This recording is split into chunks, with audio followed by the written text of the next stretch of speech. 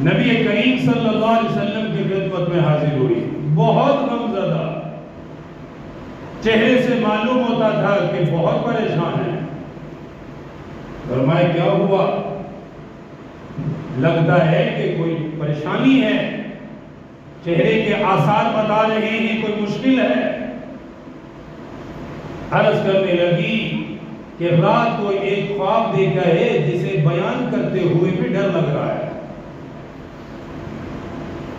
ایک خواب دیکھا ہے جسے بیان کرنے کی ہمت نہیں ہو رہی، بیان کرنے کی میرے اندر طاقت نہیں ہے کہ آپ کو کیسے وہ خواب سناؤں۔ نبی کریم صلی اللہ علیہ وسلم نے فرمایا گھبراؤ نہیں، پریشان نہ ہو، اپنا خواب بتاؤ، اللہ کا نبی تجھے تعبیر بتائے گا۔ کیا دیکھا ہے؟ کس چیز نے تجھے پریشان کیا ہوا ہے؟ بتا، اللہ کا نبی تیری مشکل پریشانی دور کرنے کے لیے موجود ہے۔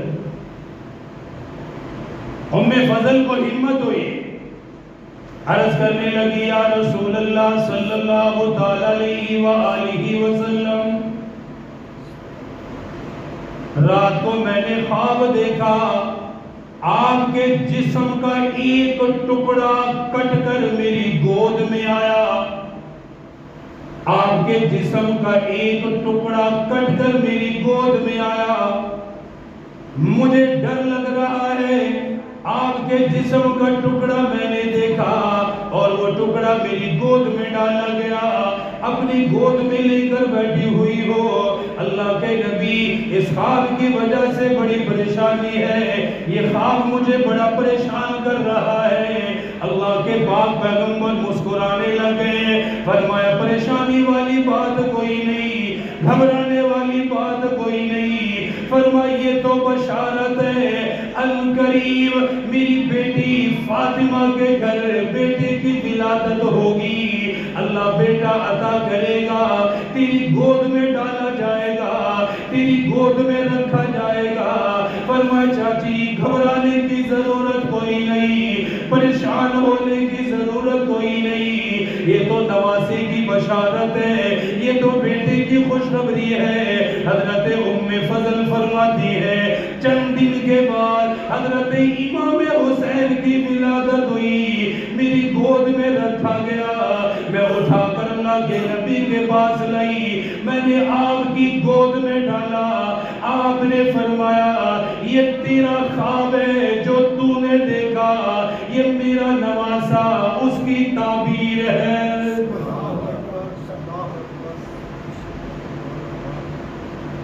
ولادت سے پہلے ہی بشارتیں ملنے لگی، ولادت سے پہلے خواب نظر آنے لگے، ولادت سے پہلے بتایا جا رہا ہے عنقریب آنے والے ہیں، آقا مدنی تشریف لائے، ان کی ولادت کے بعد خود اپنے ہاتھوں میں اٹھایا، نبیوں کے نبی نے اٹھایا، امام الانبیاء نے اٹھایا، تاجدار مدینہ نے گود میں لیا، نبیوں کے سردار نے جنتی نوجوانوں کے سردار کو اٹھایا، سارے نبیوں کے سردار کی گود میں جنتی جوانوں کا سردار ہے، آپ نے خود ان کے کان میں اذان پڑھی، خود نواسے کے کان میں اذان پڑھی، خود کہا اللہ سب سے بڑا ہے، اللہ اکبر، خود کہا اللہ سب سے بڑا ہے، پوری اذان ان کے کان میں پڑی، اذان پڑھنے کے بعد اپنا لعاب دہن خود ان کے منہ مبارک کے اندر ڈالا، وہ لعاب دہن جو کڑوے کنویں میں ڈالا جائے شہد سے زیادہ میٹھا ہو جائے، وہ لعاب دہن جو سوکھے کنویں کے اندر ڈالا جائے اللہ پانی کا چشمہ جاری فرما دے۔ اذان بھی خود پڑی،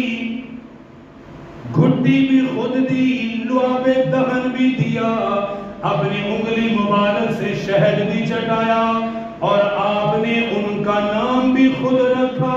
نام بھی خود حسین رکھا، فرمایا میں نے اس کا نام حسین رکھ دیا، میرے نواسے کا نام